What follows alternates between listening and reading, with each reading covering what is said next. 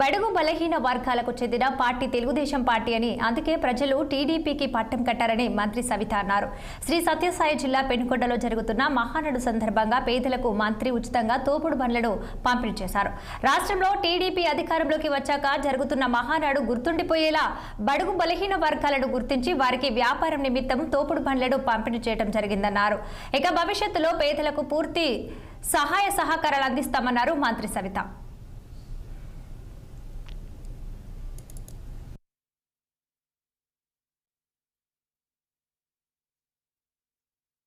చేసుకునే అతి పెద్ద పండుగ మహానాడు. మరి 44 మహానాడు మన రాయలసీమలో కడపలో జరుపుకుంటున్నాం. ఎందుకంటే రాయలసీమ ప్రజాప్రతినిధులు, నాయకులు, తెలుగుదేశం పార్టీ కుటుంబ సభ్యులందరూ మన ముఖ్యమంత్రి చంద్రబాబు నాయుడు గారికి, యువగల అధినేత నారా లోకేష్ గారు మాకు రాయలసీమలోనే అవకాశం ఇవ్వండి అని అడగగానే ముఖ్యమంత్రి గారు, మరి మన పల్లా శ్రీనివాస్ యాదవ్ గారు, మరి అదే విధంగా లోకేష్ బాబు గారు మన రాయలసీమకు కడపలోనే మహానాడు జరుపుకుంటున్నాం. అంగరంగ వైభవంగా ఏర్పాట్లు కూడా జరుగుతున్నాయి. కార్యకర్తలు నాయకులు ఉత్సాహంగా ఎప్పుడెప్పుడురా మహానాడు అనే కార్యక్రమానికి పాల్గొనే సిద్ధంగా ఉన్నారు.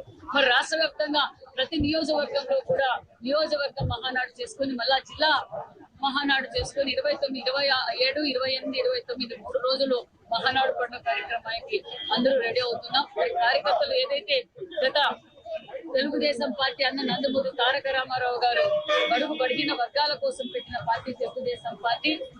భారతదేశంలో అతిపెద్ద కుటుంబం ఏది అంటే అది తెలుగుదేశం పార్టీ కుటుంబ సభ్యులు. 1,02,00,000 చిల్లర కుటుంబం. తన కుటుంబ సభ్యులు సమానంగా చూసుకునే నాయకులు మా చంద్రబాబు నాయుడు గారు, మా యువగల అధినేత నారా లోకేష్ బాబు గారు.